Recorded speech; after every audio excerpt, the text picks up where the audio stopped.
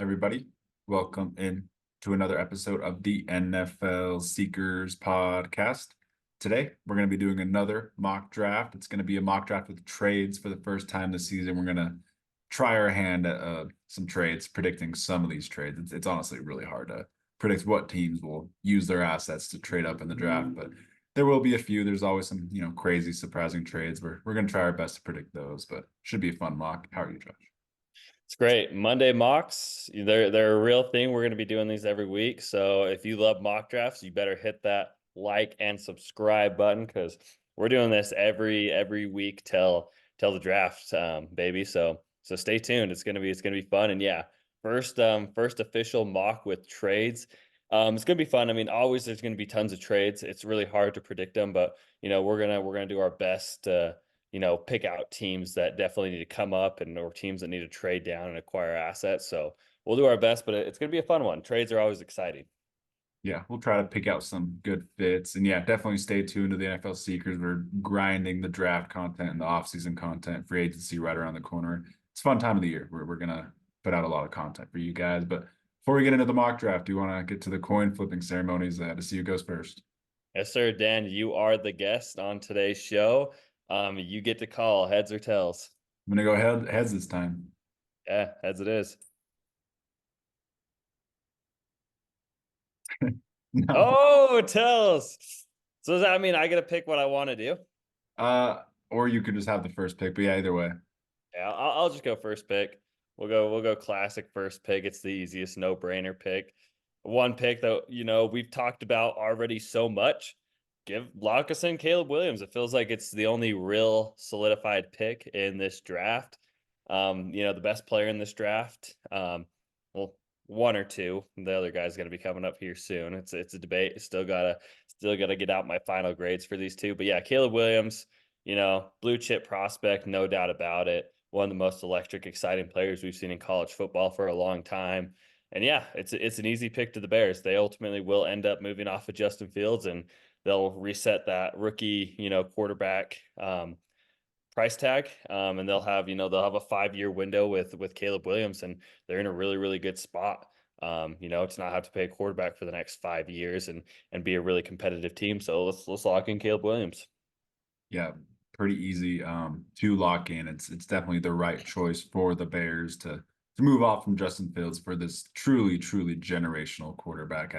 I can't really think of too many cleaner quarterback prospects. He reminds me of like Drew Brees coming out when Drew Brees was still a great athlete that people kind of forget. He was a really good athlete coming out. He's like young Chargers Drew Brees. He's that type of thrower. The way he resets his base and just can throw from any platform. Has incredible arm talent. It really is Mahomes-esque, and just watching him, it's incredible. Don't need to talk about it for too long. Just a great, great, great pick to open up the draft for the Bears. Anything else you want to say on it before I move on? Yes. I just want to say one thing. Do you remember when Caleb Williams was at Oklahoma and I think they're playing, it was like Kentucky or something, and Caleb Williams handed the ball off to his running back. It was on fourth down. They ultimately, Kentucky, I don't know, it could be Kentucky, whatever team ends up stopping the running back. Caleb Williams runs up to the running back, takes the ball out of his hands, does a spin move and breaks like 2 tackles to go get 4 yards for a first down. And that's kind of when Caleb Williams, like that was kind of my first moment. I'm like, okay, this guy's different. This guy's insane. And I'm sure a lot of you listeners and viewers out there will know the exact play I'm talking about. But yeah, where he literally stripped the ball from his own running back, did a spin move, broke 2 tackles to go get a first down on a fourth down in like a game saving situation. That's what you're going to get out of Caleb Williams. This guy is a true baller. He loves the game, and he's a different kind of athlete. No, you go back and watch his Oklahoma tape. It's electric. He just runs around like crazy there. He didn't care. He was making some like Lamar Jackson type of runs, and he's such a fun player that all the Bears fans that are sad about Justin Fields are going to forget that they were sad about Justin Fields. Let's just say midseason, because he's that type of quarterback. He's going to make you guys really just forget about Fields and kind of feel stupid for even being sad about that situation. But with that, let's go into pick two for the Commanders here. It's kind of another easy one that you can lock in. I feel like we both feel like the draft starts at 3 with the Patriots, and I'm going to lock in another generational quarterback. In my opinion, Drake May and Caleb are in their own tier of the quarterbacks in this draft. I really do think that Daniels and JJ are just like two tiers below these two. They're true generational quarterback prospects. Drake reminds me of like a Jordan Love, Justin Herbert, hybrid. The way he's a really good athlete. He's really good at moving around in the pocket, buying time, extending the play. He's really good. Just a really clean prospect. He's someone that can turn a franchise like the Commanders completely around and just completely. He's a great building block that can transcend the team. So yeah, you take Drake, you try to build around him the rest of the draft. Yeah, no, Drake May, he's got to be the second guy off the board in this draft. His size, his athleticism, his arm talent is probably he has the best arm in this draft. There's no doubt about it. He's gonna go out his pro day. He's gonna just absolutely launch the ball. People are gonna stand next to him. They're gonna see his physical size and stature, and he's gonna stand out. He's gonna stand out amongst the pack in this quarterback draft class. He is definitely the most built like a quarterback. He's what you look at as a quarterback, and you're like, okay, that's what I want my quarterback to look like. And he's sneakily athletic. He has that Josh Allen, that Justin Herbert, that sneaky athleticism for a huge guy. And yeah, I mean, new Commanders owner, GM, head coach, they're gonna want a guy like this to build around. They're gonna want an exciting, polarizing prospect like Drake May, and Drake May is deserving of this pick. And we get on to number 3, and that's really where the draft starts. But yeah, I mean, I love the Drake May pick. I think he's gonna be awesome. I really do. Yeah, move on from one kind of terrible North Carolina quarterback to the next, who's a complete polar opposite of Sam Howell, and he's going to be a great piece for that organization. But what are the Patriots doing at 3? Quarterback, receiver, you trading? What are you thinking? So this is where the draft gets interesting right here. Pick number 3 is where it all starts. This will determine the outcome of the entire draft. This will shake everything up. But the more I think about it, I think it's very unfair to draft a quarterback at 3 for the Patriots. I think to put a rookie quarterback in that situation where they have no offensive weapon, where they have nothing to really build around, is unfair.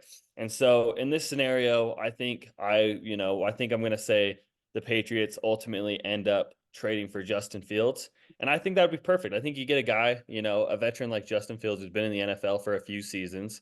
You get him to a guy like Gerard Mayo, who I feel like he could definitely work with. And then you go out and you get Marvin Harrison Jr. at pick number 3, and that's who Justin Fields is throwing to for the Patriots. I really like this scenario. You go out and you get I think he'll end up being my number 1 player over Caleb Williams. I still got to go through and grade both of them next to each other and see who I like. But this is a generational wide receiver. This is probably the best receiver coming out of the draft since Julio Jones. That's the kind of guy Marvin Harrison Jr. is. I mean, you can tell that this guy has been coached his entire life by a Hall of Fame wide receiver. He's the cleanest wide receiver I've ever seen. He really is. And I was watching an interview where it had Jackson Smith and Jigba, it had Garrett Wilson and Chris Olave, all 3 being interviewed, and they said, who's the best wide receiver in this wide receiver room? And all 3 of them looked at each other, and it was Marvin Harrison Jr.'s freshman year where he didn't even play at all. They all looked at each other and said Marvin Harrison Jr. So if he's already better than those guys, and those guys are calling him better than them, who are elite wide receivers at the next level, all 3 of them are. Yeah, the ceiling is just off the charts for Marvin Harrison Jr. I mean, if I was the Bears too, I'd really heavily be considering Marvin Harrison Jr. at 1. Obviously, I don't think they go that route because it makes financially more sense. And I think Caleb Williams is a better quarterback. But for the Patriots here, you go out, you go get Justin Fields in free agency. You trade your second round pick, or a 3rd round pick, and then you get the best player in the draft. Yeah, I'm not going to argue with that. He is my best receiver prospect of all time. I think he's that type of prospect. You don't need to talk about it too much. If he's on the board, I think the Patriots just have to take him and really build their team around Marvin, and he's the perfect building block. So with that, let's move on to pick 4. The Cardinals are a little bit shook here that Marvin went at 3. They're definitely taking calls and thinking about trading down. I don't think I'm going to ultimately trade down just because, I mean, Malik Neighbors, Rome Odunze, they're very generational themselves, wide receiver 1, and really any normal draft class. And choosing between the 2 is hard. Rome is kind of like a Larry Fitzgerald build and stature, and we both have Rome over Neighbors. But just for the sake of realism and and just try to do a realistic mock. We're seeing a lot of neighbors hype and kind of links to the Cardinals. We're gonna switch it up just on this mock, and we'll go neighbors at 4 just to see what happens, see how the domino effect happens, just because we always have Rome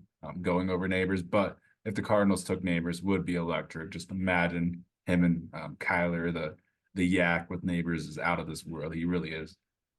Jamar Chase special in that area, so gonna be an electric pick. You can't really fault the Cardinals for taking him at 4. Yeah, I mean, Matt Prater missing that field goal wide right. The GM it doesn't matter ultimately in the end here.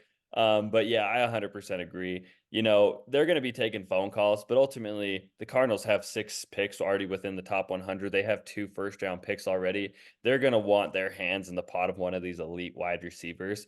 Even if Marvin Harrison Jr. is off the board, you can't trade down too much further if you still want a Malik Neighbors or a Rome Odunze. So yeah, I think they're going to be just fine with Malik Neighbors here. I think obviously they're going to feel a little. They're going to be maybe they might kick the wall a couple times, but then they'll hype themselves back up because Malik Neighbors, although he might not be generational like Marvin Harrison Jr., he is a blue chip prospect and he is polarizing. He is exciting. He's fun and he'd be fun to pair with Kyler Murray. So bringing him to Arizona, you know, Cardinals fans may be mad for a minute, but it's still a home run pick. And again, you're not going to want to trade down because you want your hand in the pot of one of these elite wide receivers. Yeah, he will be a complete game changer wherever he goes. Someone you can just scheme around, target him 10 times a game and focalize your offense to him. So Neighbors will be that guy. Him and Kyler is a great connection. You want to move on to pick 5 with the Chargers.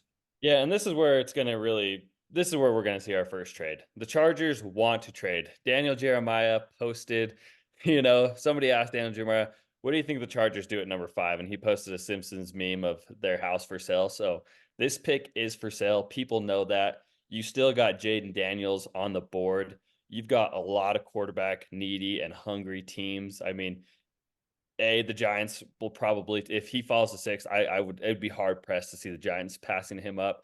Falcons at number 8, and then you also have Minnesota, you have Denver, and you have the Las Vegas Raiders, all needy quarterback teams, not too far behind.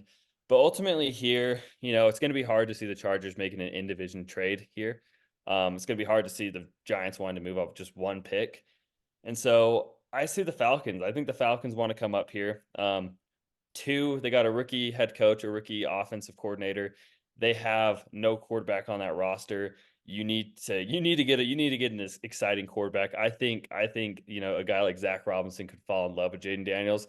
And I don't feel like you're gonna have to, from the Chargers moving from 5 to 8. I don't think you have to give up too much. I think it's gonna be, I think the Chargers are gonna get 8 and 43, which they need to acquire more assets for pick number 5. And I think they'd be totally fine with that.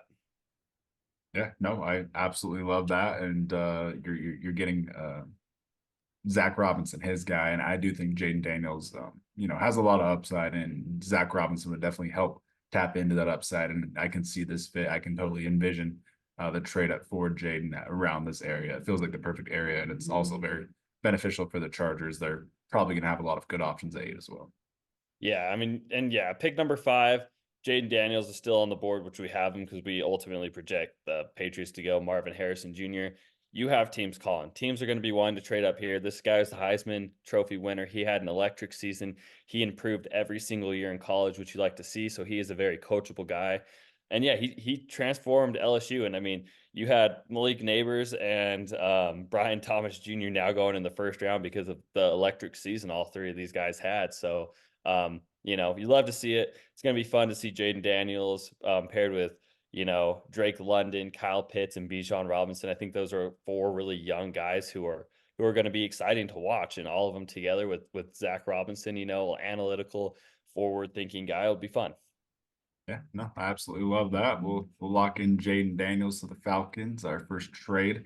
That we'll go on to the Giants here at 6, and you got Rome Odunze on the board, so it's definitely going to be hard to want to listen to calls and trade down because Rome is the perfect prototypical outside alpha wide receiver 1 that you've really been needing. You have been throwing darts at a lot of slot receivers, but it's obvious the Giants have needed that outside, physical presence, and Rome just completely perfectly exudes that. So I think I'm going to take Rome unless you think there's a better trade option.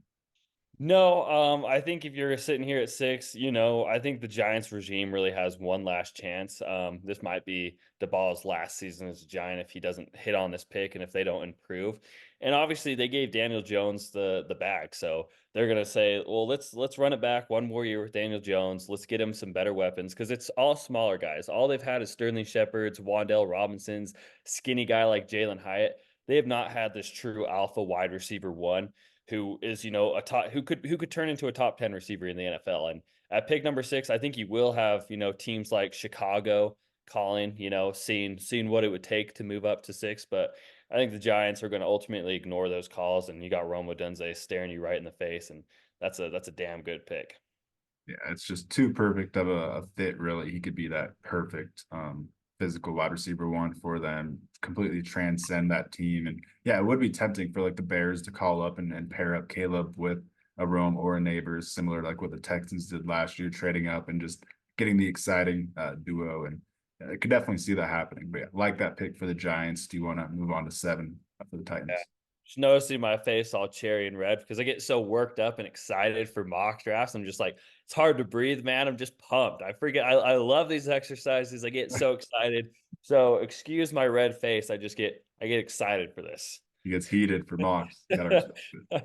I get heated. I like thinking of the scenarios. I'm a little flustered, going through all these scenarios in my head. It's a great time. Love to see it. Love to see it. Who are you going to pick for the Titans? Are you going to trade or are you going to pick? So in the realm of we're making trades, and I think trades will happen. I think there'll be multiple trades in the top 10. Yeah, I think I'm going to trade out here. I'm the Titans. I'm on the phone. You got quarterback needy teams. The JJ McCarthy hype is off the rails right now. Everyone and their mom is talking about him going in the top 10. And I think he's going to really impress us pro day. I think he's going to go into the rooms and really impress with his knowledge. I mean, he's like you always say, he's a molding ball of clay for a team. And so right here at 7, I'm looking at teams like the Vikings. I'm looking at teams like the Broncos, the Raiders. Hell, even like the Steelers could trade up. Even the Seahawks could trade up. With Mike McDonald having familiarity with Coach Harbaugh and getting to know all about him. But you know, Tom Telesco is going to want a quarterback. He's not going to roll out there with Aiden O'Connell. He's only had Justin Herbert and Philip Rivers as his career quarterbacks. And so he's going to want a guy like JJ McCarthy, who the Raiders can really build around. And I think the Raiders would make the most sense. They have draft capital. I don't think the Broncos can honestly trade up. I think they should trade down. The Vikings are going to run it back with Kirk, in my opinion. So yeah, the Raiders here, I think will trade up for JJ McCarthy. And let's see, I think the Raiders will ultimately they'll give with the Titans. They'll give the Titans let's see. They'll give the Titans pick 13 and a third and a 2025 second round pick for pick 7. Okay. Yep, And I'll force that through. I like that. and they move up, they'll get their guy. The Titans collect more capital, which they desperately need. And I think it still puts them in a good situation to get one of the top offensive linemen available. All right, yeah, and then JJ McCarthy to the Raiders. It does seem like a good fit. It seems like Getsy kind of wanted to move away from the Justin Fields kind of read option, running offense. I think Getsy ideally wants a Shanahan McVay throwing offense. So I do like you trading up for JJ and kind of finessing the Vikings and your divisional rival Broncos. Yeah, one of these teams is gonna trade into the top 10. You pick who you want. One of them has got to do it. And JJ McCarthy, teams are gonna fall in love with him. They really are. I think teams already have. You've already heard the hype. Daniel Jeremiah in his last mock had the Falcons taking him at 8, which I did really like. But yeah, in this situation with our trades, the Raiders trade up, get JJ McCarthy at 7. Super exciting.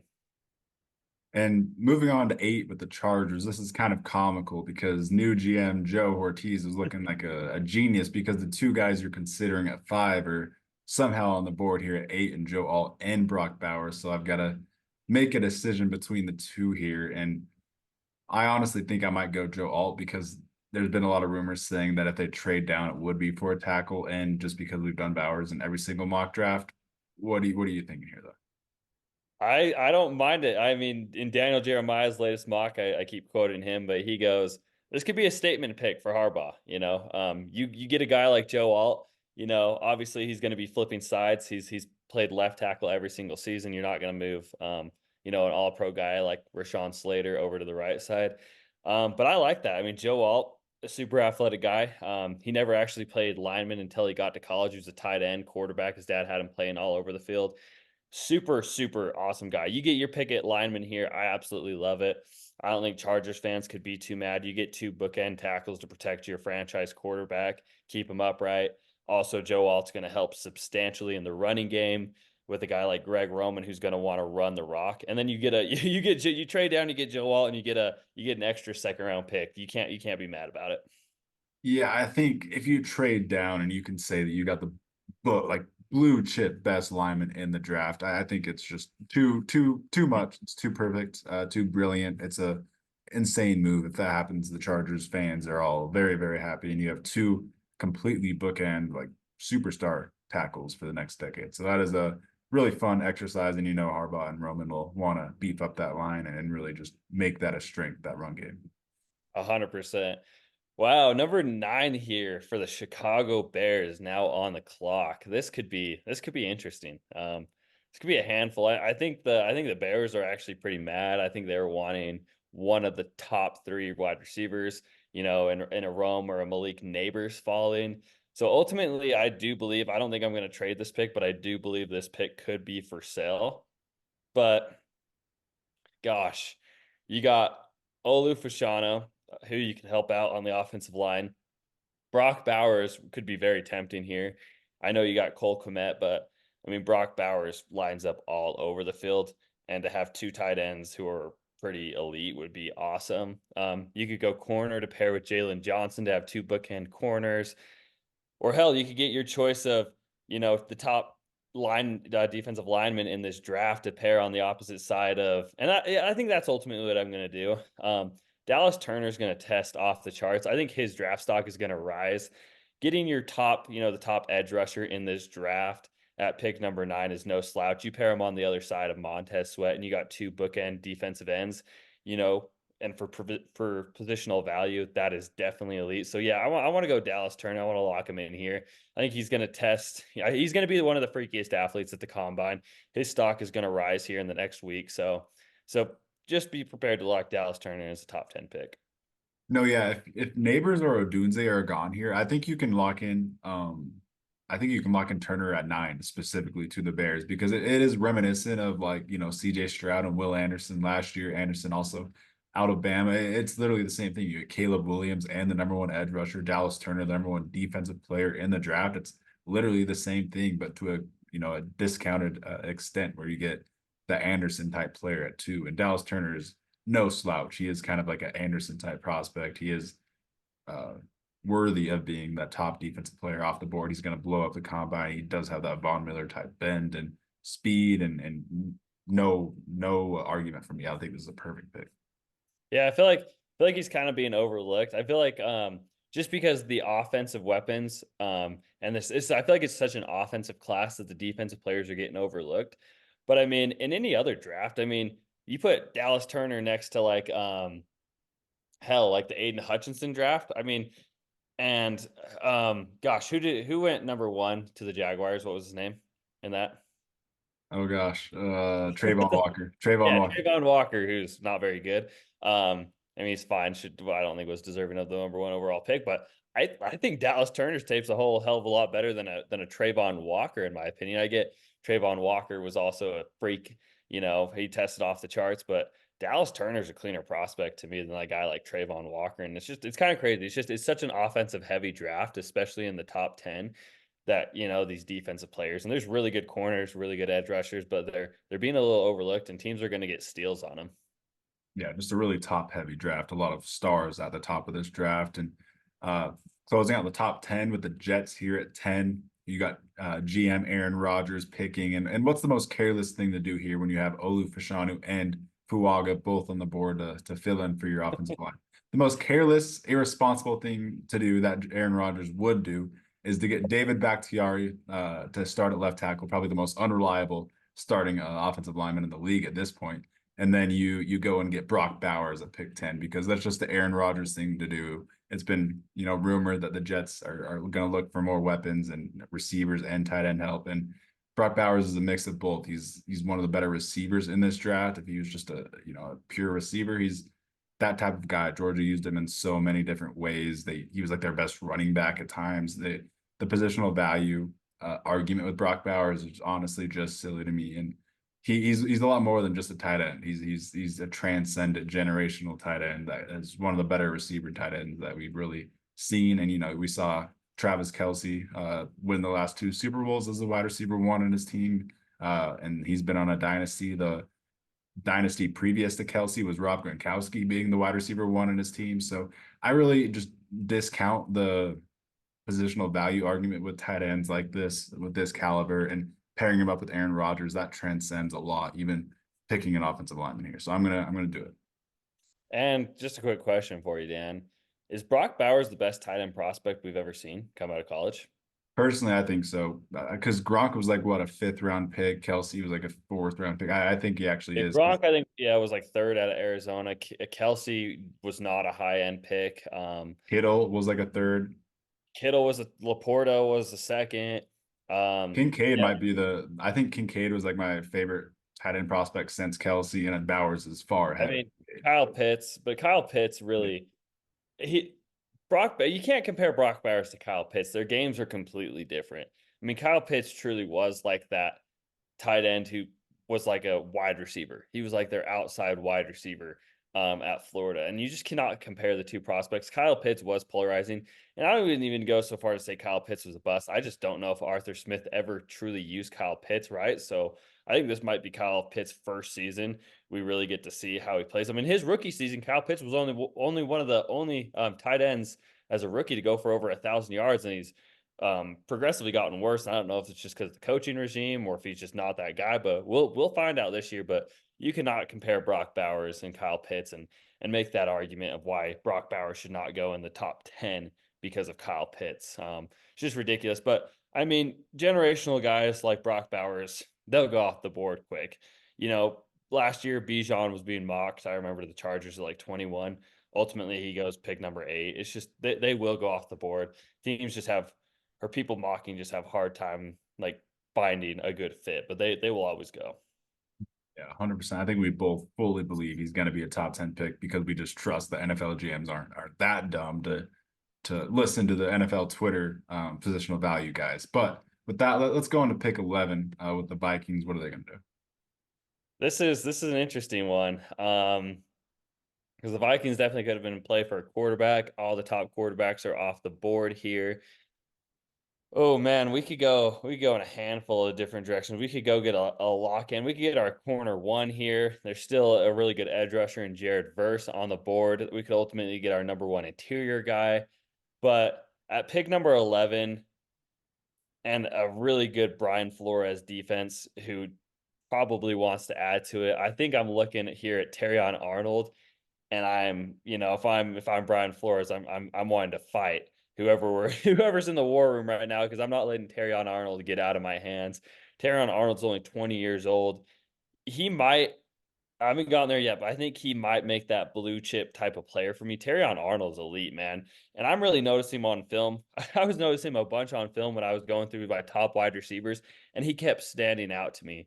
And I mean, that's when a guy really stands out to you, is when you're watching somebody else and you can't keep your eyes off of a different prospect who you're watching. Terrion Arnold, man, he is elite. He's going to be one of the better. I think he's going to, here in the next 5 years, be one of the better corner prospects. I feel like he still can clean up his footwork a little bit. He is an absolute willingness, good run defender also at corner. I think he has a positional. I think he can play. I think he can play slot. I think he can play outside. He's just going to make your secondary better. And for a guy like Brian Flores, you go get a CB1 like Terrion Arnold, and that just helps your defense so much. Yeah, I agree. He's completely blue chip. It's rare to find a guy that is so polished and such a good run defender and so fluid and smooth in coverage, but also has a lot of tools. And honestly, I think he is like really the most upside of any of these corners in this class. So he's a freak. He is not really talked about like he should be. I think he's like a Patrick Surtain type prospect. I think he's a Devon Witherspoon clone, and we saw how quick he impacted in the NFL. Devon Witherspoon was like a top 5 corner in the NFL last year. I think he is going to have that same impact as a rookie. So I actually really love this pick. You actually don't even really see it that often, but Brian Flores getting the most Brian Flores corner of all time. I absolutely love it. Yeah, it's just damn near beautiful and perfect. And at pick number 11, that is tremendous. And if we're gonna, all the Twitter nerds and stuff, we're getting into positional value. The number one corner at 11, a guy that could very easily be taken in the top. At pick probably number 5 to the Chargers. Getting him at 11 is an absolute steal. All right. And then moving on to the Broncos here at 12. I think I'm with this current board with no JJ McCarthy. I do think the smartest move and what would happen realistically is the Broncos would look to trade down here. They don't have a second round pick because of that Sean Payton trade. So I think the smartest thing is, trading back down just a little bit and acquiring that second round pick so you can pick your full day 2 selections. I think that is the move. And that the 2 players that stand out right here, Olu Fashanu and Fuaga, whatever team trades up is going to need to decide between the 2. And I'm thinking Bengals. I'm thinking a team that, is kind of a few pieces away. They're losing Jonah Williams. I think the Bengals could really, really use one of these tackles. First, let's get the trade done. What do you think would be needed? A second for the Bengals and what else? Yeah, I think the Bengals to trade up, they definitely need to give a second. In this scenario, I'd probably have the Bengals would trade 12. They'd acquire 12 for 18, a second and a fourth. I think would to make this jump up for one of the elite tackle prospects. I think that's the hole you would need, and I think the Bengals have no problem giving that up. You just franchise T Higgins, are obviously letting Jonah Williams walk. You need a reset. You have an expensive left tackle in Orlando Brown. You need a cheap guy. You need a bookend cheap guy. And you got 2. It's kind of pick your poison right here. You get an elite guy like Talisi Fuaga, who's a run mauler, who's already played on the right side, or you get a guy like Olu Fashanu and you trust the traits that he could make that switch over to right tackle from left tackle, which I think he really could. And you're trading up, you get an Olu Fashanu at 12. That's an incredible steal, and I have no problem with this. Yeah, this is crazy hard because Orlando Brown, he is honestly best as a right tackle. I know his ego makes him want to play left tackle just because his dad did, which is interesting. But I am very tempted with Olu on the board. I think the plan was to just get Fuaga because that's the perfect fit. But Olu is very, very tempting, and it makes it really hard to go Fuaga. And I'm definitely tilting right here. Give me some help. I don't know. I honestly think Olu Fashanu is an ultra athletic guy. I think in this situation, and he's the better pass protector. Stacey Fogg is definitely the best run the best run blocker in this class. But Olu Fashanu, man, he's just a different kind of athlete. He's a different kind of tackle. I think you trust, your offensive line and, helping him switch over to the right side. It's not going to be easy.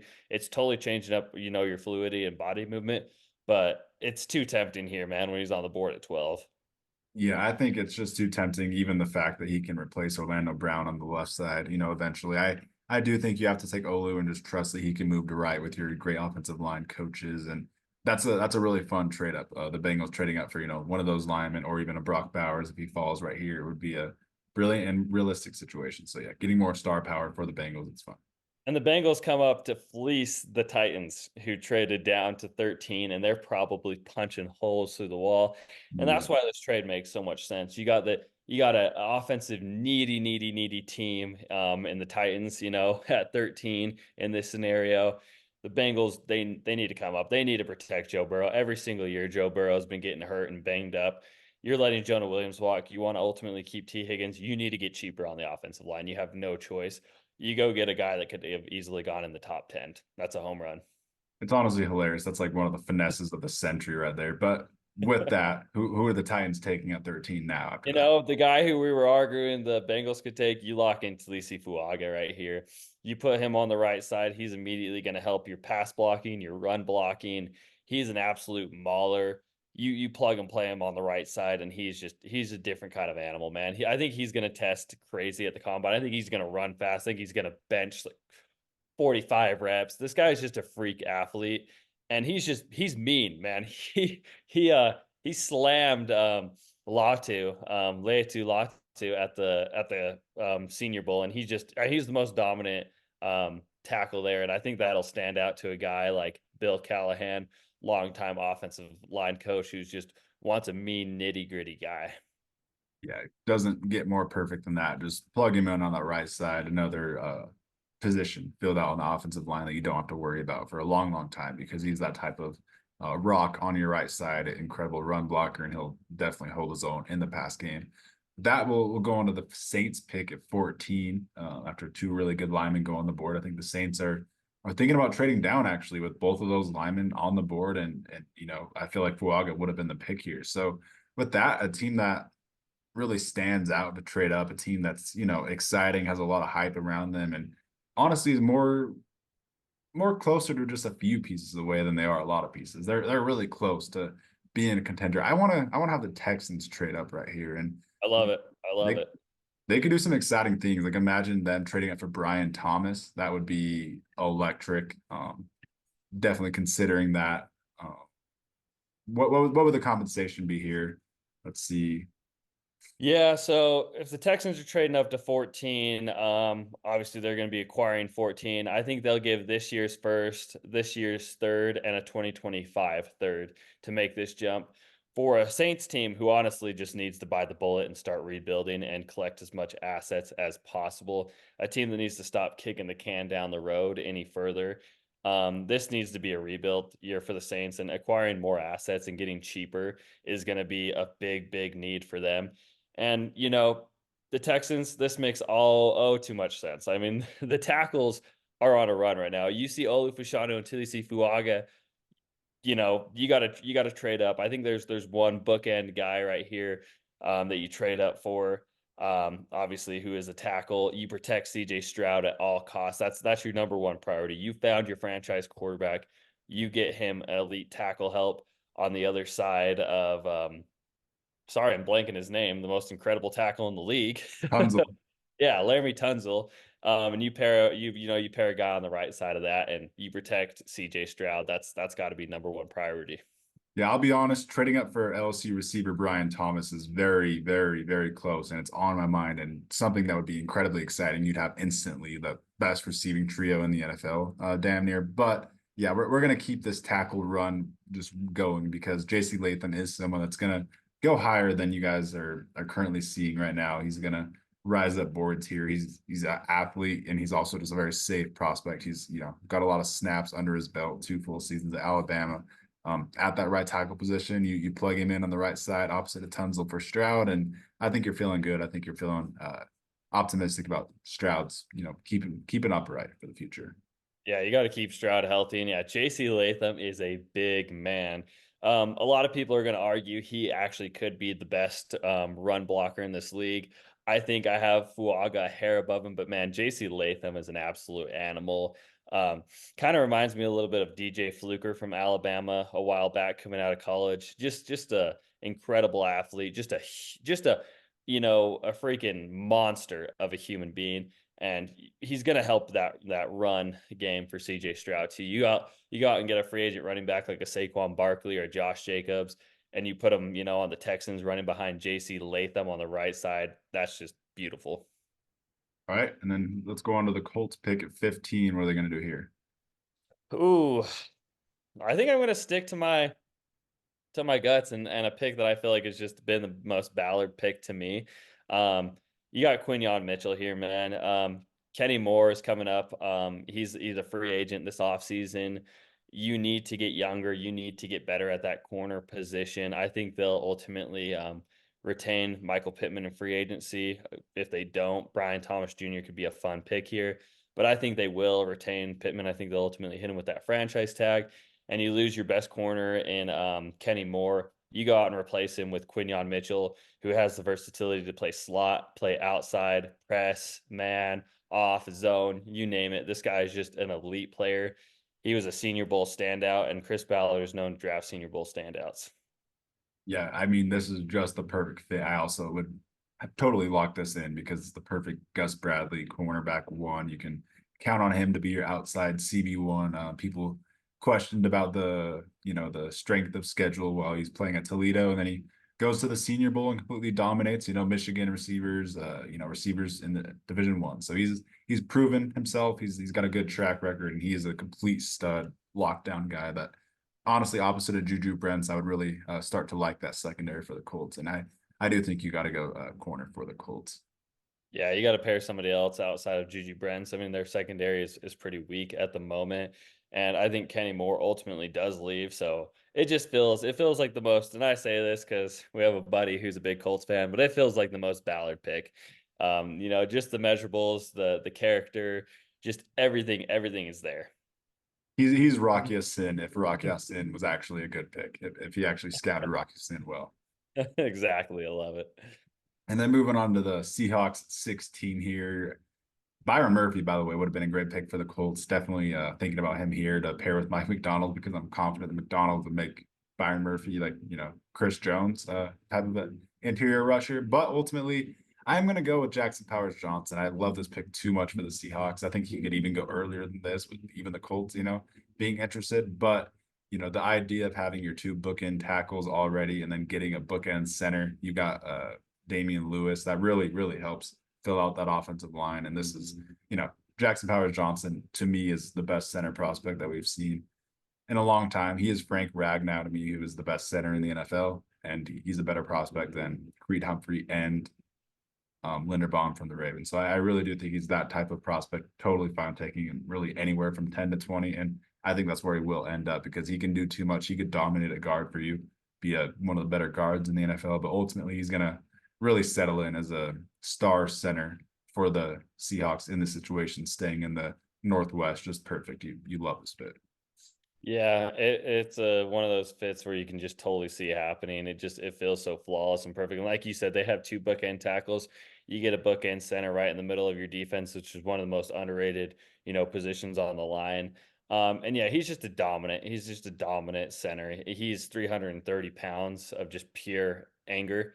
And this guy loves to pancake people, and that just fits that Seattle theme. You get a defensive, minded head coach, and I think you'd fall in love with a guy like Jackson Powers Johnson, just a mean, nitty gritty guy who loves pancaking people. And yeah, he stays in the Northwest. I'm sure, Seahawks had scouts at every single Oregon game, and we're really able to really scout this kid and see the potential that he has. Yeah, he's a freak. He's a highlight reel of a lineman. You can't really say that often with linemen. So beautiful prospect. With that, let's go on to your pick for the Jaguars at 17. And this one, I'm happy I'm not picking because I feel like you could literally draft any of these guys. Yeah, this is tough. But ultimately there's one guy on the board. And with the way I think free agency is going to go, because you're not letting Josh Allen walk. You cannot let a guy in his prime who just put up that season walk.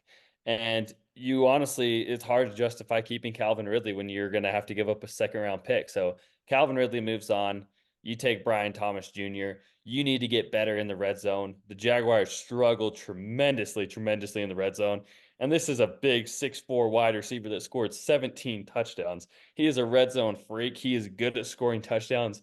He's probably the last really elite receiver at this point on the board, and it's a no-brainer pick to help Trevor out. Yeah, it feels like Trevor and Brian Thomas would honestly have a perfect connection and they just complement each other very well. And he's the perfect replacement to Ridley. You honestly are upgrading as a deep threat. And that's saying a lot because that's Ridley's specialty. So, yeah, getting a crazy, scary deep threat in there. Brian Thomas is very slept on. I could see him even going higher than this. I think he's going to be a great um, just player. The former basketball build. He's just a freak athlete, really. He can jump out of the gym. So, love that pick. Love that fit, first of all. And now I've got the Broncos here at 18 after trading down. This should be interesting. You kind of get the pick of the litter. You get a pick best player available, really, with no like JJ McCarthy or really quarterback Oh, warrant. Brandon Thomas Jr. would have been fun for the Broncos too, because they're ultimately probably going to move off of probably two of their big three receivers. Didn't even think So about I was honestly planning on it. So yeah, that. I fleeced you there. you did. So now I'm going back and forth a little bit, thinking obviously Lotz, who would be a really good fit in Denver. Byron Murphy would be awesome. Pairing him with Zach Allen would be one of the better interior defensive line duos, really. Or you could just get that outside CB1 to pair with Patrick Surtain This is tough. I actually really like these options. I'm happy the Broncos traded down here. Is there anyone that you would pick first of all before I say my pick? Because I think I know who it is. Gosh, I don't know. I'm kind of eyeing Cooper DeJean. A guy that is very positional versatile. He can play safety for you. I mean, just kind of a true chess piece. For that Vance Joseph defense. Ooh, he'd be a fun guy. Also a special teams contributor, just a true athlete. Ooh, that would be fun. Also, Jared Verse, I think, or a Latu, to really get a bookend defensive end guy. Oh, that's tough. I'm not jealous of being in your pick here. This is my brain's spinning. This is a hard pick. This is honestly really tough, and I am going the route of pairing a corner opposite of Patrick Surtain just because I think that's a smart thing to do. I really don't want to be starting Riley Moss opposite of Patrick Surtain. I'm being honest. If I want to start a white corner, it's this guy right here, Cooper DeJean, who would be pretty electric opposite of Patrick Surtain. Honestly, I think I think Nate Wiggins might be the more Broncos fit, though. I think Nate Wiggins might. Hear me out. Cooper DeJean, best run defending corner in this class by far. Incredible special teamer, kick returner, punt returner. He can play outside. He can play safety. Kareem Jackson is gone. Oh, I don't know. I'm a loving that Cooper DeJean pick. But I mean, you got the other white corner from Iowa. Why not pair him back up? But then again, I don't know. Nate Wiggins is a freak athlete. He's taller. He looks more like a corner. But I don't know. Cooper DeJean, man, he's a dominant run defender. If you want him in the slot. Who would I hear? What was his? Oh, Daniel Jeremiah comparing him to Eric Weddle, just a bigger Eric Weddle. I mean, a bigger Eric Weddle, I think any team would want that.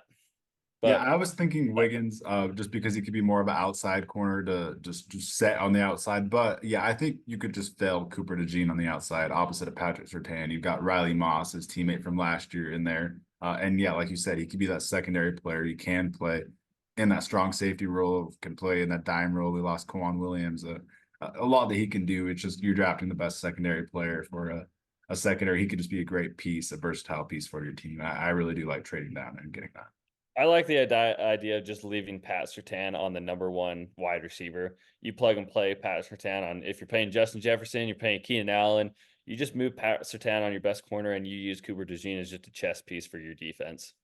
Yeah, no, that's really fun. And there's genuine people believing that Riley Moss is going to start day one for the Broncos, and I can't even let that happen. So I got to start pushing this agenda now. So I like this. Yeah, and I think, 18, it's just fleece after fleece, man. I think you just took the Rams pick. I think they're probably punching the wall. I think Cooper DeJean, the Rams would have loved to have at 19. He would have been a perfect chess piece for McVay. But a guy who's just really grown on me for the Rams and who I feel like they might love, a kid that's might stay in Southern California, Latu. Leatu Latu, man. I think you pair him on a defensive line with Aaron Donald. He's probably got and the Rams are a team with Les Snead and Sean McVay. They don't really look at the measurables. They don't look at the testing. They look more at the player. And that's what they did with Puka Nacua last year. And they knew they were going to hit a home run with that pick. I think that's the same thing with Latu. Ultra productive, has the cleanest pass rush set of moves you've ever seen. He is such a clean prospect with all the tools. He's just not a super freak athlete, but the production is there. And I think the Rams will see that. And I don't think he's going to test very good at the combine. I think he's just got okay athlete, but that's not really his game. He's not a freak athlete. It's his tools and it's his smartness and it's his quick hands that are ultimately going to get him drafted super high and the elite production. The Rams won't overlook something like that. Yeah, I can't fault you for this. I'm in love with Latu as a player, as a prospect. I think the fit with him at the Rams, really needed. They need that number one edge rusher, and you got him and Aaron Donald on defensive line. Now, I really do like this piece. You can build around Latu as that number one edge rusher, and that really boosts your defense. So I haven't really seen that much, and I really do like that fit. So let's go into pick 20 with the Steelers here. Got a lot of decisions you could make. Ultimately, I think it's just picking the best offensive lineman available. Although Nate Wiggins, I keep being tempted to take Nate Wiggins. I think he's just a dog of a corner. But with you taking Joey Porter last year, being happy with his production, I think you still have to stick on the line. Oh, I don't know, because I don't want Byron Murphy to keep falling. I feel like this could be a really good Yeah. home for Byron Murphy. Be Cam Hayward's successor ultimately. Pair him Yep. next to Cam Hayward for a couple of years. That'd be pretty lethal. Obviously, what we've done every single time is the Georgia tackle, Amarius Mims, pair him on the other side of Broderick Jones. That's lethal. Gosh, you could go the first if you think there was a linebacker worth taking. I don't really think there is. Ooh, I think you actually might have talked me into Byron Murphy, just sitting him next to Cameron Hayward. He can be his predecessor, and he lost to it as well. So, the Steelers always have those legendary interior defensive linemen. He can 100% be groomed into one of those players, and I haven't seen that fit, and I actually could see that happening. I like that. yeah, and I wouldn't even be surprised to see the Steelers, gosh, in the second round take like a quarterback or something, or even them trade up in the first round for a quarterback. I wouldn't be surprised they were a team to make that move. Just got to throw that out there. The Steelers could be a team that could, be in play for like a JJ McCarthy or Jaden Daniels if they're willing to give up the farm for him. Mhm. Who knows? Maybe. That's just something to think of. But Byron Murphy to the Steelers is beautiful, man. He's Cam Hayward's successor right here.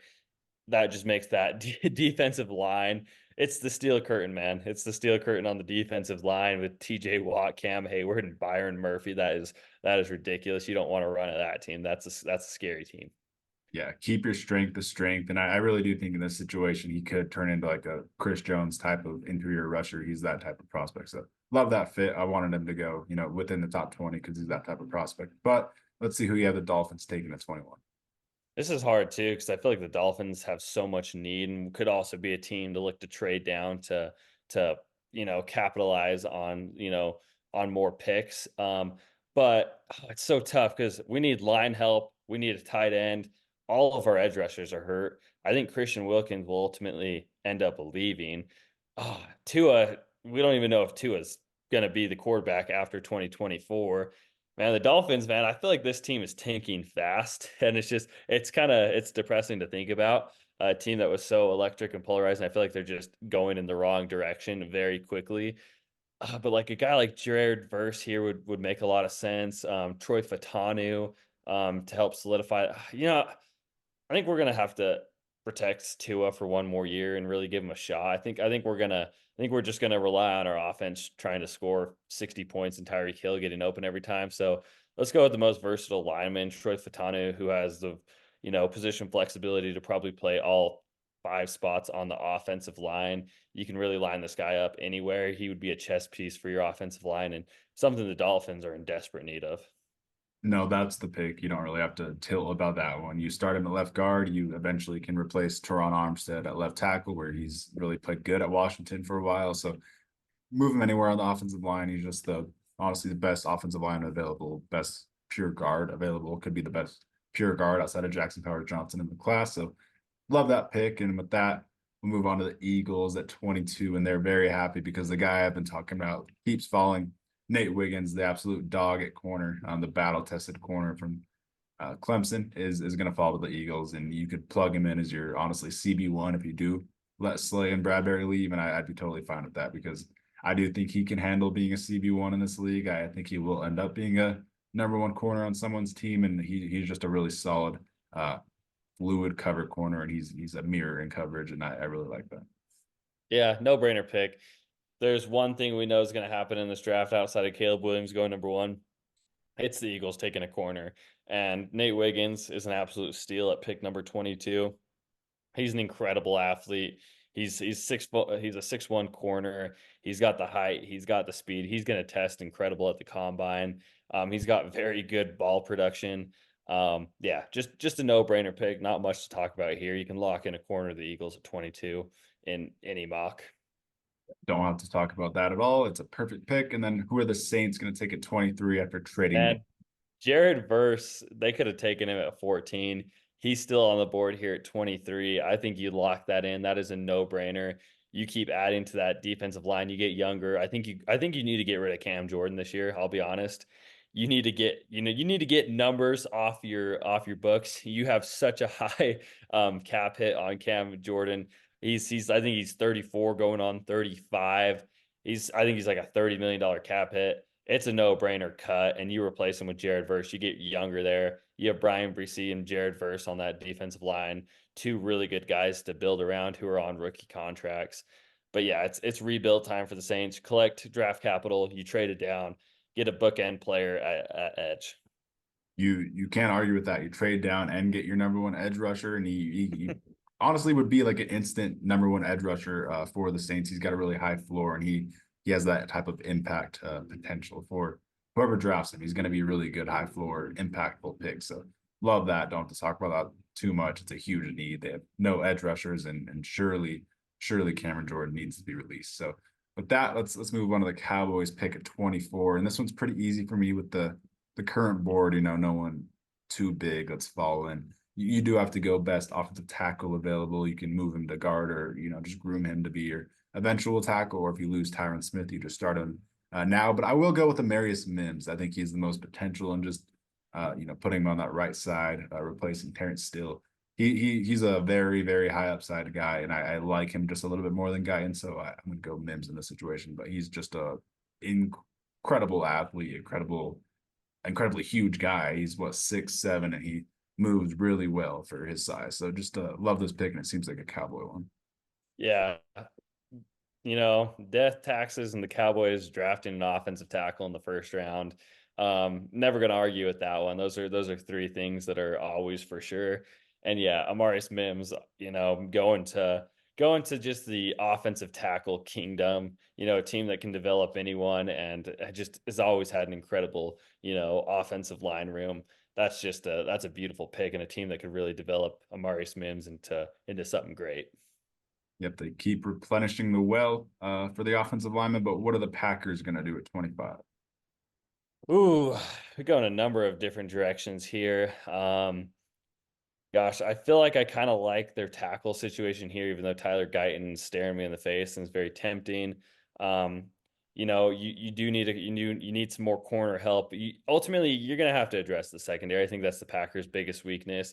They have a really good roster, very young roster, very talented offensive roster right now with Jordan Love, a handful of Romeo Dubes, Melton, just a lot of young guys, a lot of young tight ends.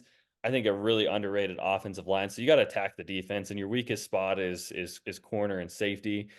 And so, gosh, Kool-Aid McKinstry here. You go to Kool-Aid McKinstry, Rakeshaw, TJ Tampa, guys that are all tempting. Tyler Nubin from Minnesota, Dan's number one safety on the board. Cameron Kitchens, all guys. Ooh, I don't know. What are we thinking? Corner safety. I mean, Darnell Savage, I think ultimately walks. Keyshawn Nixon is going to be gone. It's I just think I think there will probably be like 3 or 4 new starters in the Packers secondary next year, and most of them will be rookies. So I think it's definitely going to be secondary, like you said, and it's really just who you think is the most Packers player. I feel like we always do Kool-Aid. It feels like a Packers pick. I could see Sanders still moving up into the first round and being a good fit. TJ Tampa's a good fit, and I called my shot on Nubin to the Packers at 25 last mock, and I actually saw that in a mock draft today. So that might be gaining some steam too.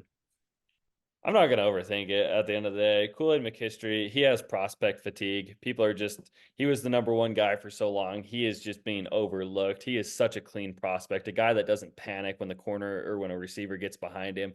Is just such a clean prospect from Alabama, has the size you want. Great in man coverage, great in zone coverage, 2 elite grades in that. Yeah, just he'd be perfect. Lock in Kool-Aid McKinstry.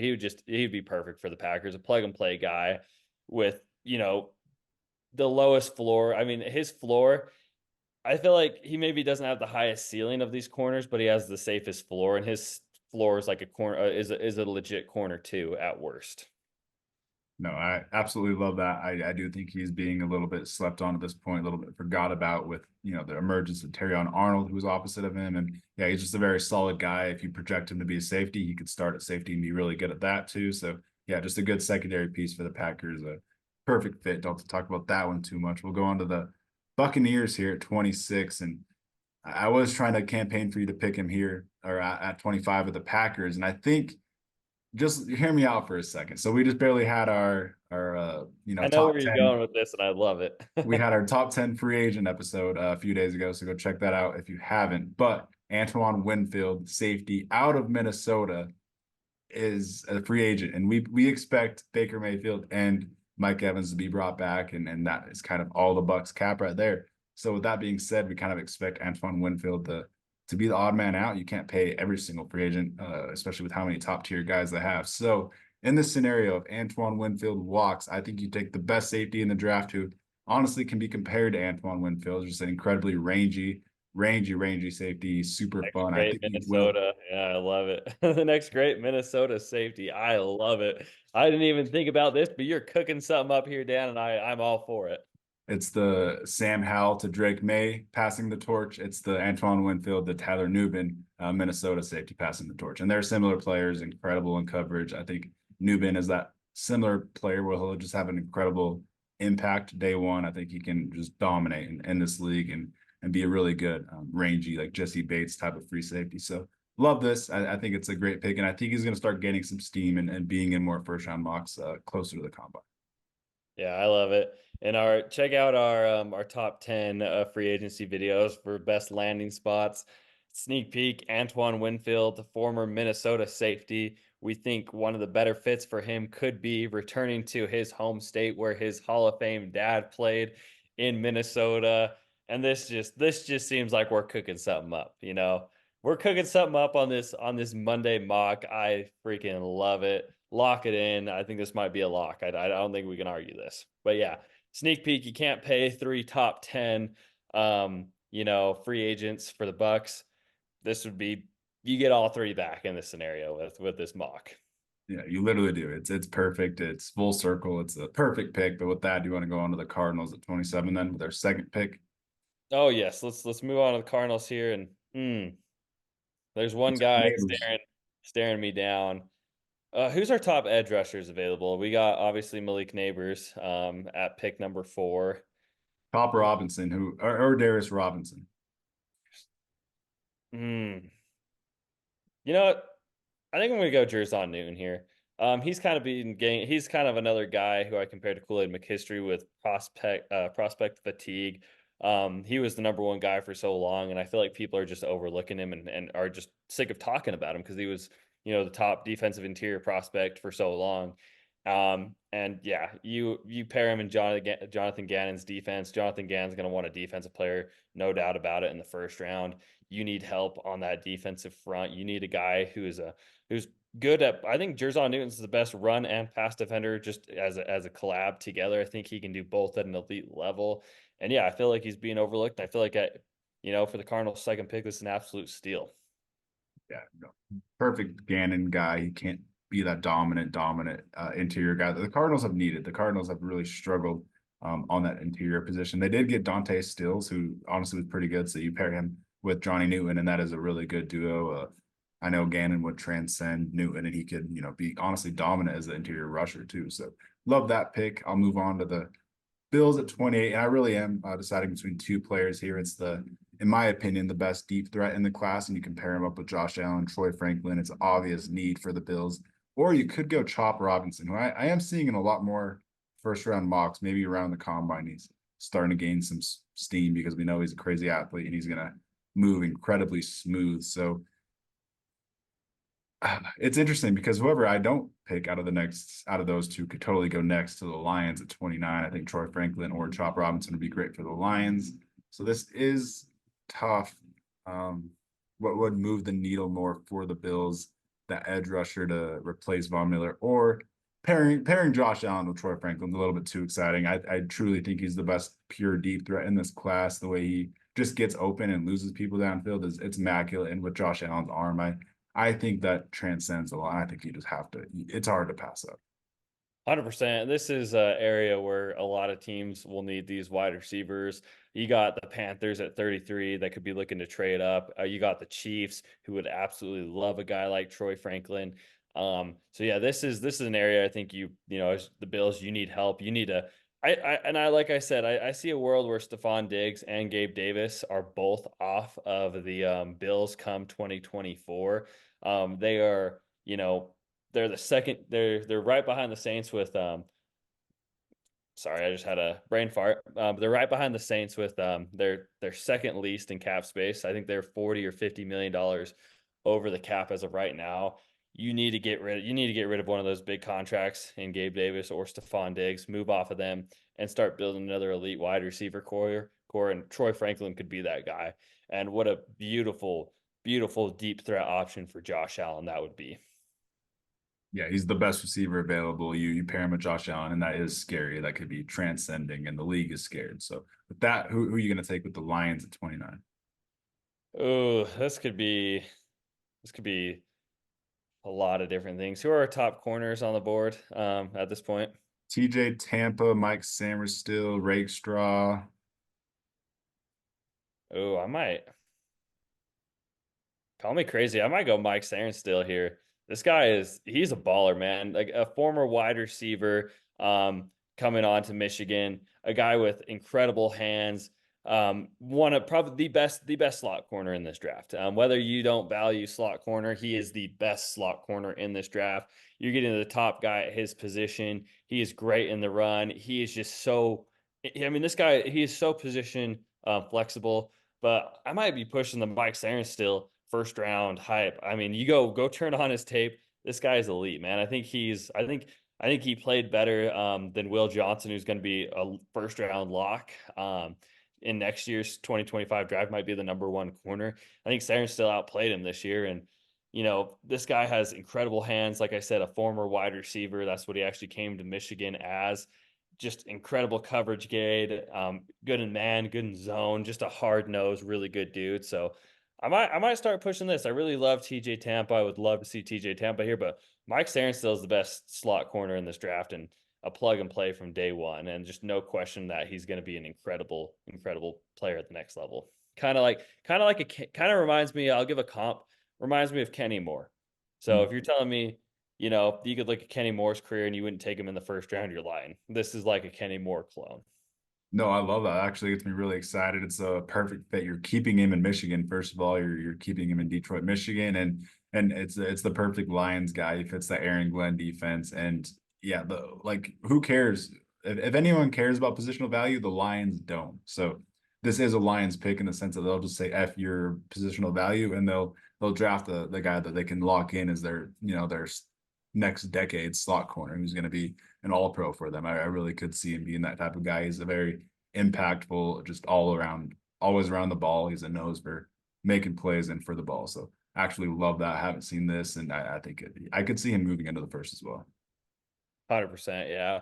Just what going to be one of my guys in this draft. I'll cross my finger. He falls into the second round at the Chargers. I think it would be a no brainer Harbaugh pick in the second round, but I think teams are going to fall in love with this guy, and I wouldn't be surprised to see him sneak his way into the back of the first round. All right. With that, I'll move on to the Ravens at 30. And I've got some options here. I'm always tempted to go Lab McConkey and pair Todd Monken with his guy and then just have that connection because I know he'd be incredibly productive in this offense. You could always go like a Graham Barton, move him around anywhere. AD Mitchell would be awesome. I think the best move though is you took Odafe Owe, high potential, high upside pass rusher out of Penn State. I'm going to go back to the well. I'm going to take Chop Robinson, who I actually think could be better than Owe, and you pair them up with a Javo too, who has a lot of upside. I think going edge and just getting three crazy freak athletes and just rotating them, and I think Chop Robinson completely reaches upside in this Baltimore scheme, and I could totally just see this being a good pick and fit and just working out. So I like this. How do you feel about Chop to the Ravens? Yeah, another guy who we could say prospect fatigue. At one point, Chop Robinson was considered a top 12 player. He's definitely fallen off from there. But yeah, this guy's an elite athlete, and that's what you're kind of banking on him to be, is an elite athlete. And a team that loves to take elite athletes, you know, is the Ravens and can transform them into an elite player. And Chop Robinson has every single tool. He could definitely be coached up more. Does not have a huge, repertoire of tools, but just it's the athleticism that won him all his reps and got him all his sacks. Is he just based off his athleticism and winning off of that. And this guy he has so much potential. You coach him up, you put him on a team like the Ravens. That's a beautiful fit.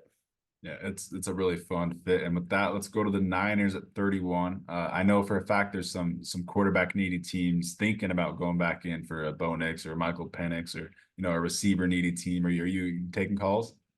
Ring ring. This is definitely I want to if I'm the 49ers, I don't know if there's anyone I love. Graham Barton maybe is tempting here, a guy that's very positional flexibility on the offensive line, but I feel like I could use some more picks. I know if San Francisco does have, a good amount of picks, but there's no one I fall in love with. There's no one I have a first round grade on. Let's call one of these quarterback needy teams. And I think this is a good spot for Denver to trade up. Denver does not have a quarterback. Russell Wilson will not be on the Broncos next year. They did not get one of the top guys. They had to trade back. JJ McCarthy's off the board. Jaden Daniels is off the board. It was too early for Bo Nix or Michael Penix, but trading back up here and getting a quarterback that you can get on a rookie deal and have that fifth year option in 5 years is exactly what you want to do. Reminds me of like a Lamar Jackson vibe, but I'm calling the 49ers. I'm the Brom, Sean Payton on the phone. I want my quarterback. I don't want to risk the Patriots. I don't want to risk one of these giants taking him before me, before my next pick. So, I'm going to be the Broncos. I'm going to trade up. Let's see. Let's see. I think you already have it locked in. We're going to give pick 49 from the Bengals. We're going to give pick 76 and we're going to give a next year's fourth for 31. And I think the 49ers would love that because they're going to have to collect some more draft capital here in the next couple of years because I feel like Trent Williams is coming to an end. Debo Samuel, Ayuk, their times are coming to an end. So we're going to have to kind of rehold this roster, and the Broncos need a quarterback. So lock in Bo Nix, baby. A guy who is very decisive and quick, with his targets as elite grades in every single category: deep ball, pressure, no pressure, passing grade. I mean, a guy that I feel like Sean Payton could fall in love with, a guy that's very coachable, a guy that was not afraid of competition. He went down to the Senior Bowl. He's going to go to the combine. He's going to throw. He wants to raise his draft stock, and Sean Payton be the guy to take him here at 31. Yeah, no, the Broncos fans are, a little bit sad after not getting JJ McCarthy, but I think, ending day one with Cooper DeJean and Bo Nix is more exciting. He is more of a Sean Payton guy. He's Bo Nix is sorry to cut you off, but Bo Nix is ready to play now, and that's what the Broncos need. I don't feel like they can really afford to sit JJ McCarthy. They need a guy that can come in and play now, and you know what you're getting out of Bo Nix. Sorry, just had to say that. there's honestly like few situations where Bo Nix is like the perfect fit, but Denver is one of them. He complements Sean Payton's offense, and he can just be that puppet for Sean Payton. He can be that extension of Sean Payton on the field, and he can just be the point guard, and then that's exactly what the Broncos need. So it is a good pick. I like the fit with the Broncos, and I like the value as well. I think finessing like the Patriots at early second round. I think this is a good area to get someone like Bo Nix. 100%. Yeah, I absolutely love this fit. Denver will be a team that if they don't get one of these top guys, they will be looking to, whether it would be with their trade down or trade back up. And I think Sean Payton is crazy enough to trade down, get a guy like Cooper DeJean to add to that defense, and then trade back up. The Broncos are not scared to do anything. They have kind of shown that the last couple of years with their new owner and Sean Payton. They balls to the wall. They will commit to whatever they want to do, and yeah, you get a guy who's ready to play now, a guy that's been in college football, and you have a lot of tape on him, Bo Nix, and just who had an incredible season. I mean, 45 touchdowns to 3 interceptions is just ridiculous. And yeah, Bo Nix could step in day one and start right away for the Broncos.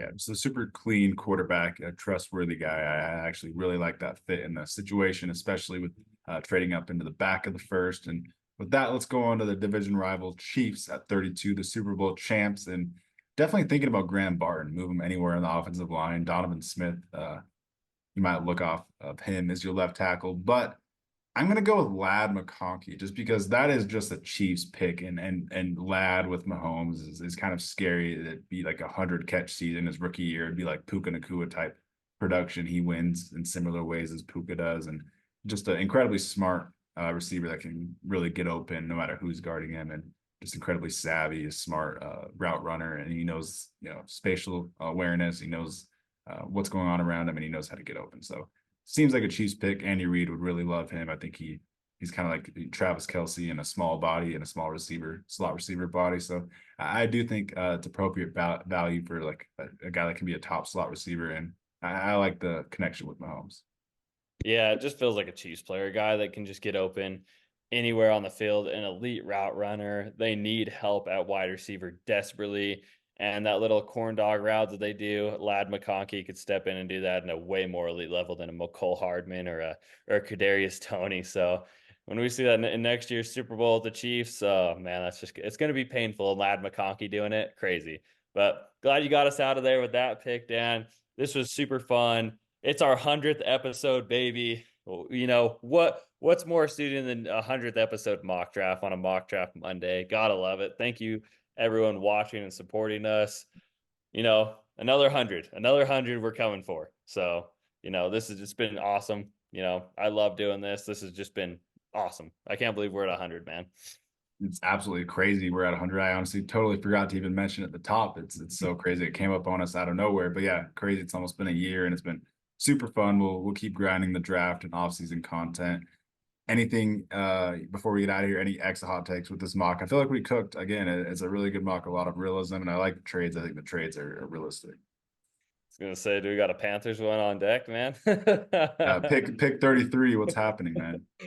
Pick 33. The Panthers are taking A.D. Mitchell, wide receiver out of Texas. It's not even a hot take, but one extra pick for the sake of the 100th mock. Not a hot take, but an extra pick. And my pick is going to be Roman Wilson, because I think Roman Wilson and Bryce Young would be perfect together. But yeah, super fun going over this mock draft. Seriously, stay tuned to the NFL Seekers, because we're churning out draft content right now. We're really grinding the tape, and we're watching all these prospects, and we're getting into the prospect rankings, and we have our top 10 receivers episode out. We have our top 10 free agents, ranking all those. So really exciting stuff. Thanks for tuning in. Peace. Peace.